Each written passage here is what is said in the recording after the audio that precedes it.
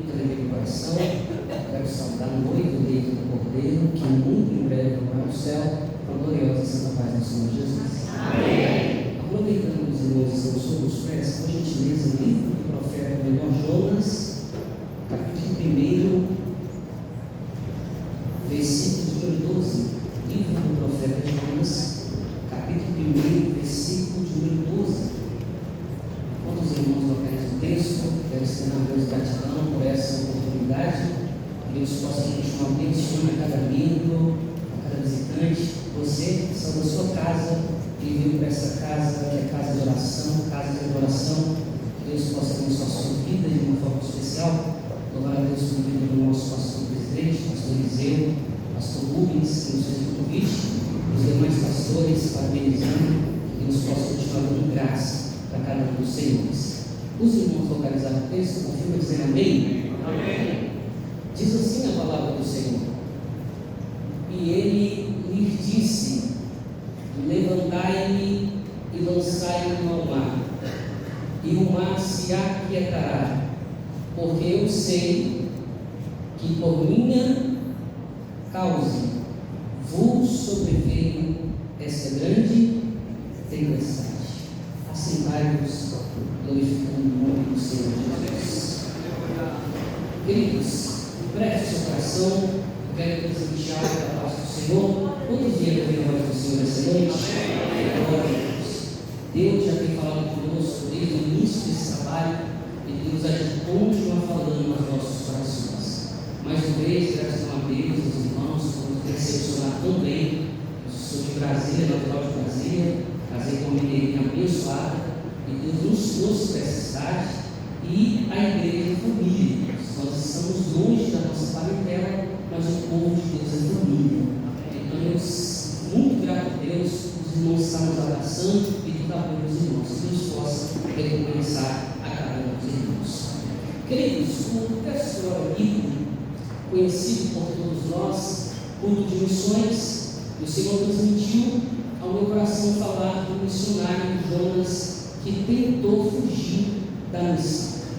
Jonas é da época do Império Assírio, cuja capital era Nínive.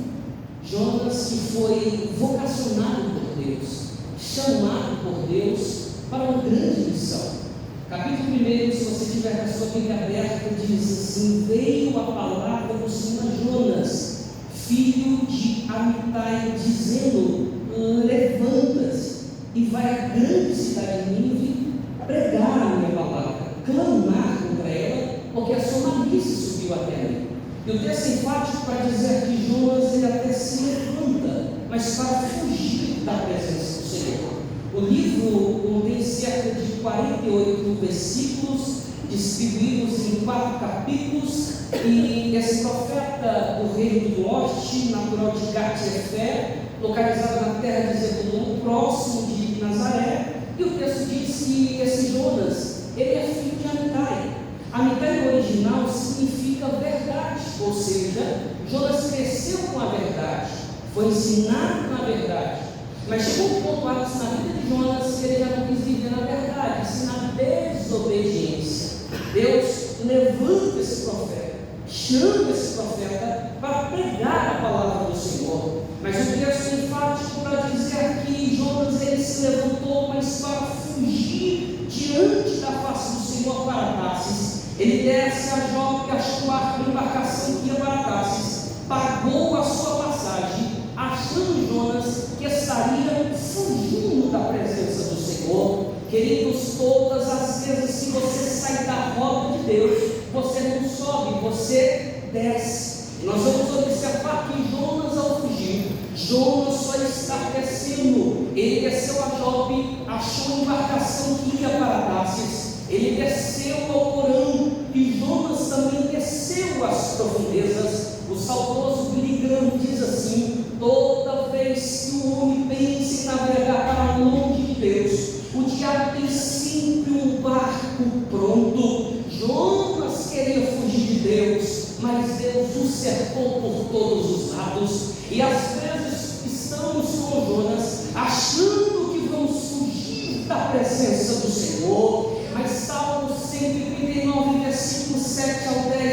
ensina, o salmista Davi declarando: para onde eu escaparei do teu espírito? Para onde poderei fugir da tua presença? Se subo as asas da alvorada e morar nas extremidades do mar, mesmo a minha mão direita me guiará e me sustentará. Quem consegue fugir da presença do Senhor? Não conseguimos fugir. E Jonas achou que ia fugir da presença do Senhor. Ele tem uma atitude, ele paga a sua passagem e entra dentro da embarcação, achando Jonas que estaria fugindo da presença do Senhor. E Jonas tem uma atitude, o texto é enfático para dizer que ele entra dentro do porão, e dentro do porão Jonas, ele desceu ao porão, e depois de descer ao porão no processo ele se deita, e depois Jonas está dormindo com um profundo sono. No decorrer da viagem, o texto é enfático para dizer que a embarcação estava a ponto de despedaçar. Sabe por quê? Tamanha era a fúria do vento, tamanha era a fúria da tempestade. Os marinheiros todos ficaram em desespero, cada um começou a clamar ao seu Deus. Não estavam entendendo o porquê daquele vento, não estavam entendendo o porquê daquela tempestade, mas o problema estava oculto, o problema estava no porão. Eles não têm nada a ver com o pecado de Jonas. Quem desobedeceu? Jonas. Quem está fugindo? Jonas. Eles não têm nada a ver com o pecado de Jonas, mas devido a uma escolha errada, estão correndo um perigo de morte, podem perder as suas vidas, porque abriram a porta do barco para Jonas entrar. Aqui vai uma lição: cuidado com quem você convida para entrar dentro do seu barco, cuidado com as suas escolhas, porque sentimentos mudam da noite para o dia. Não toma decisões sem antes consultar a Deus. Cuidado com quem você convida para entrar no seu barco, cuidado com quem você está se conectando. Talvez você está abrindo uma porta do seu barco para qualquer pessoa, e agora estão correndo perigo, porque abriu a porta do barco para Jonas entrar. Agora é vento, agora é tempestade. Então nem sempre é Deus que está causando as tempestades nas nossas vidas. Às vezes somos nós mesmos que estamos causando as tempestades. E a pergunta que o Espírito Santo nos faz nessa noite é: quem é você em meio à tempestade? Quem é você em meio aos ventos contrários? Jonas, ele dormiu porque queria fugir. Jesus dormiu porque sabia que ia chegar do outro lado. A infidelidade de Jonas provocou a tempestade, a fidelidade de Jesus acalmou a tempestade. Não é sobre tempestade, mas quem somos na tempestade. Cuidado com quem você convida para entrar no seu barco. Eles estão desesperados, e o texto enfático para dizer que eles pegam as cargas que estavam no barco e começam a lançar ao mar. Pegam as fazendas que estavam no barco e lançam ao mar. Qual é a ideia deles? Quer deixar o barco mais leve, porque talvez conseguiriam vencer aquela tempestade, mas eles pegam as cargas, lançam ao mar, mas a tempestade não cessa. O problema está no porão, está dormindo no profundo sono. Cuidado, porque talvez tenha cargas no teu barco que está impedindo o teu crescimento espiritual. Cuidado, porque Deus tem falado contigo há muito tempo, e até quando você vai insistir naquilo que Deus disse não é para você insistir? Tem cargas impedindo o teu crescimento espiritual. Até quando você vai ficar viajando com essas cargas? A ordem do Senhor nessa noite é: lança as cargas que estão impedindo o teu crescimento ao mar, que a tempestade vai cessar e vai ter bonança. Bendito seja o nome do Senhor. O navio estava em movimento, mas Jonas estava parado. O navio está dormindo? Até quando você vai ficar no porão? O problema da igreja não é o diabo, o problema da igreja é o crente atrofiado, paralisado, não se envolve, não trabalha. E o crente que não trabalha, irmãos, vai dar trabalho, não se envolve, não se movimenta, tudo ao seu redor está em movimento, mas continua como Jonas, dormindo no porão. Até quando você vai ficar no porão, dormindo no profundo sono? Romanos capítulo 13, versículo 11, a gente conhece, e isso digo, conhecendo o tempo que já é hora de despertarmos do sono, porque a nossa salvação está agora mais perto de nós do que quando aceitamos a fé. Efésios capítulo 5, versículo 14, ele que diz: desperta, tu que dormes, levanta-te entre os mortos, e Cristo te esclarecerá. Capítulo 5 e 6, não durmamos, pois, como os demais, mas vigiamos, e sejamos sóbrios.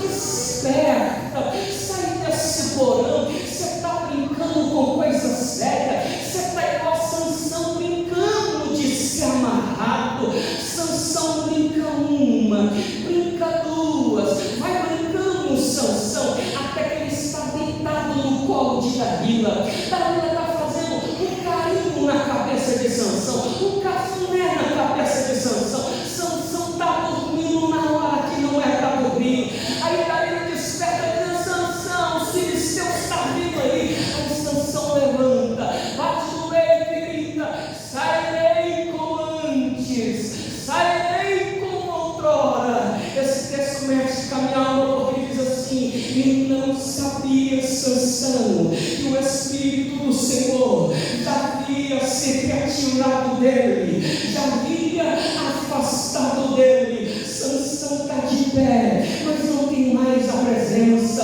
Sansão está de pé, mas o Espírito já se retirou. E pior do que perder, é perder sem perceber que perdeu. Já não sente mais a presença do Senhor, já não consegue nem derramar uma lágrima na presença de Deus. É porque está no porão. Porão é lugar de barril vazio, porão é lugar de escuridão. Deus não te chamou para estar nesse porão, mas nessa noite nesse chamado Espírito Santo. Oh, aleluia! Ele está indo até o porão dizendo: desperta, desperta. É noite de despertar na presença do Senhor.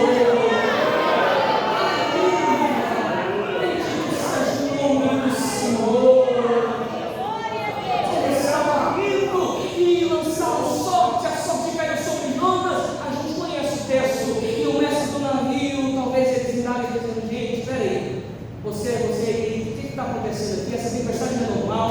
Tem um rapazinho por aí que até agora a gente não vê. Onde ele está? Só deve estar no porão. Aí o mestre do navio vai até o porão e quando chega lá, já está dormindo.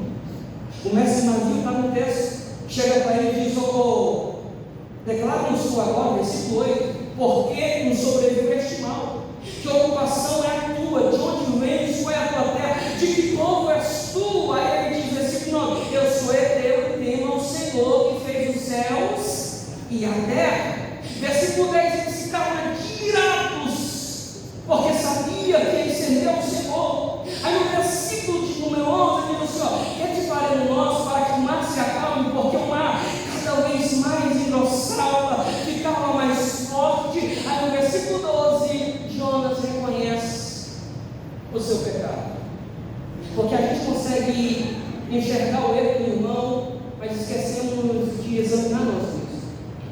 Não é apontar o próximo, é examinar a si mesmo. E Jonas poderia muito bem justificar, ele poderia muito bem questionar, mas ele não diz assim: paguei a passagem de inteira embarcação. Não, ele não questiona, ele aponta para si mesmo, dizendo: por minha causa vos sobreveio essa grande tempestade. Então nem sempre é Deus que está causando as tempestades. Às vezes somos nós mesmos que estamos causando as tempestades. Cuidado com as suas decisões, cuidado com as suas escolhas. Por minha causa vos sobreveio essa grande tempestade. Versículo 13, é o famoso jeitinho brasileiro. Então os homens remavam, esforçando-se para alcançar a terra, mas não podiam, porque o mar ia se embravecendo cada vez mais. Você vai remar, vai dar calo na mão, mas enquanto você não pegar Jonas e lançar o mar, a tempestade não cessa. Deus só quer uma atitude sua, e Deus tem falado com você há muito tempo. Até quando você vai estar dando murros em ponta de faca? É por isso que a bênção ainda não chegou. E cadê a bênção? Cadê a vitória? Deus não prepara a bênção para você. A bênção está preparada há muito tempo. Ele está preparando você para receber as bênçãos. Mas para isso basta uma atitude sua, de pegar aquilo que está impedindo o teu crescimento ou está causando a tempestade e lançar ao mar. E você vai ver que a tempestade vai cessar, vai predominar o seu nome, o Senhor vai ser glorificado. Aleluia! Ele está nos convidando a sair do porão. Ele está nos convidando a se levantar, a sair da zona de conforto. É a última hora da igreja na face da terra, e é tempo da igreja militante estar marchando, é tempo da igreja estar marchando. Estamos em guerra, e é por isso que o Senhor está dizendo: ele se levantar. Levantar significa mudar de posição. Deus está nos convidando a mudar de posição. A igreja começou no fogo, permanece no fogo, e a igreja vai subir no fogo do Espírito Santo de Deus.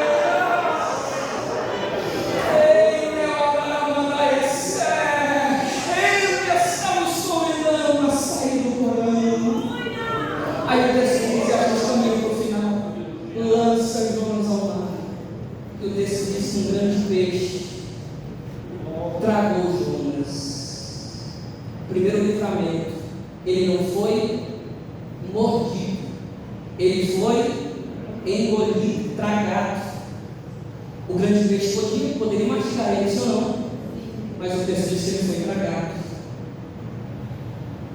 Você entrou inteiro nessa, e Deus está dizendo: você não vai sair em pedaços. Você entrou inteiro nessa e vai sair inteiro. Talvez você está quebrado, moído, mas está vergonha no inferno. Então você permanece na palma da mão do oleiro. Ele foi tragado. E o texto diz que ele foi para onde, irmãos? No ventre. Para que serve o ventre? Para gerar. Deus está dizendo para alguém aqui nessa noite: para essa nova missão, eu estou te gerando. Aleluia!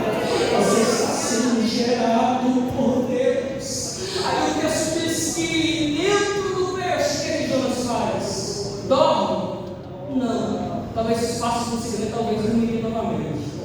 Mas o texto diz que ele ora. Pastor, nosso pastor falou: muita oração, muito poder. Nenhuma oração, nenhum poder. É por isso que muito crente fraco nem espiritual, porque já não ora. É interessante que Deus chamou Jonas, ele orou? Nada. Entrou no barco, orou? Não. No porão, orou? Nada. O que ele fez? Dormiu. Agora, dentro do peixe, que eu acredito que o espaço é pequeno, para ele talvez ficar com a mãozinha cruzada, e agora ele tem dia de oração, igreja, sem se alimentar, jejuando, falando com Deus.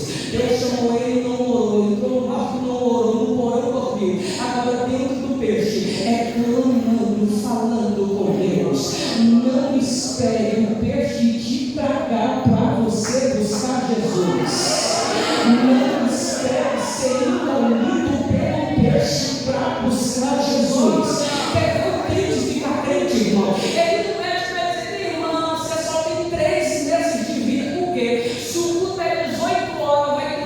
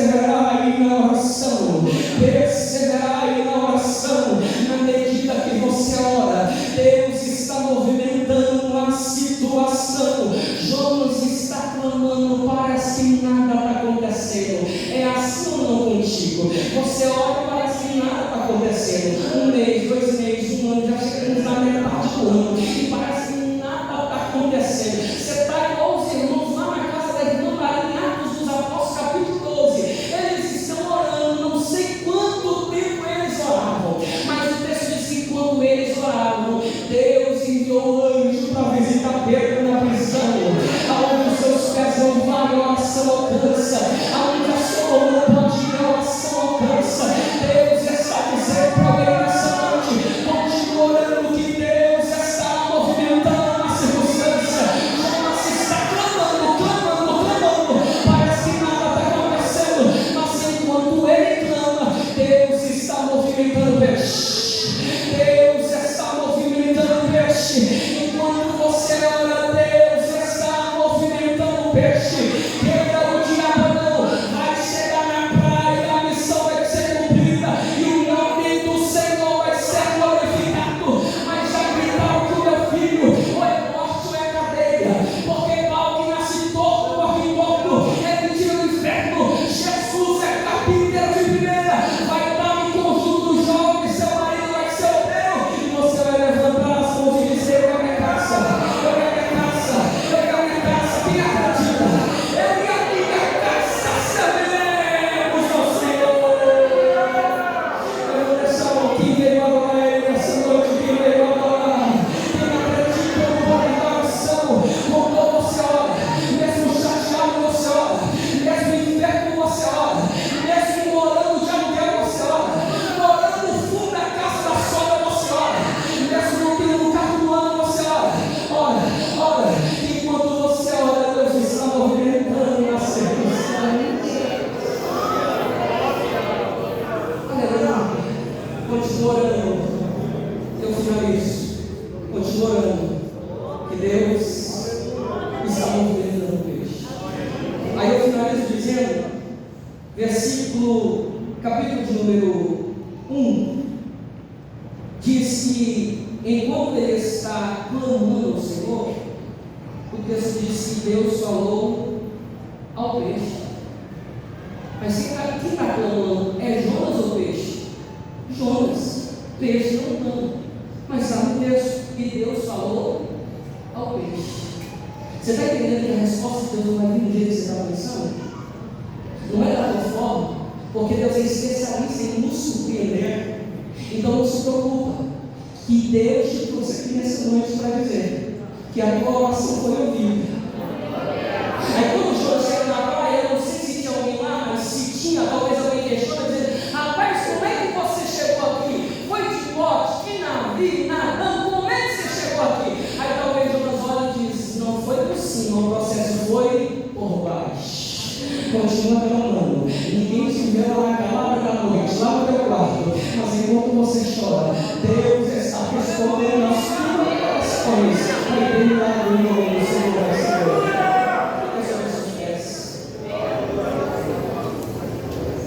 Eu quero orar com a igreja nessa noite. Tem alguém que acredita no poder da oração? Qual é a causa de você ter orado?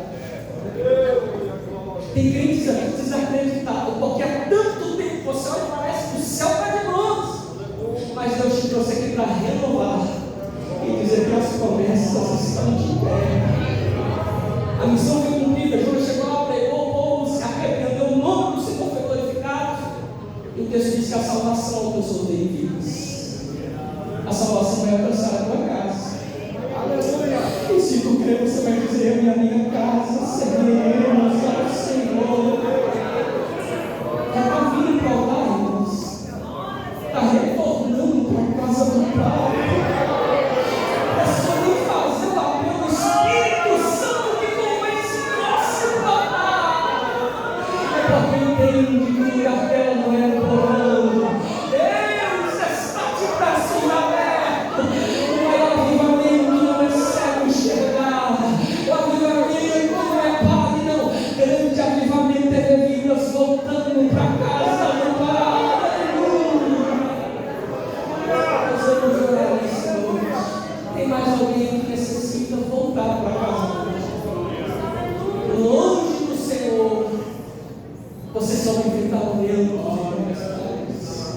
Senhor está te convidando de volta, Ele está de braços abertos. E tem vidas que necessitam voltar para a casa do Pai. E Deus está te convidando nessa reunião. Volte para os braços do Senhor. Aleluia. Tem mais alguém que quer voltar para os braços do Senhor, que necessita renovar a aliança com o Senhor? O teu coração está ardendo, você está sentindo o teu coração pegando fogo, e o Senhor está te convidando aqui no altar.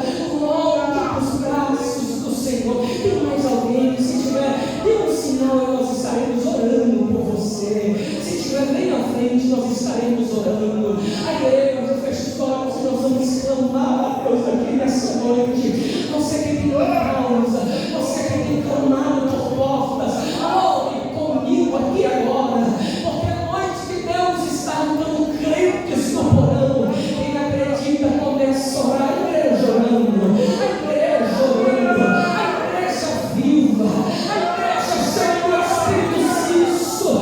Isso é barulho de culto, isso é Assembleia de Deus. A igreja clamando, clamando, clamando, clamando, clamando, clamando. Ora pela tua casa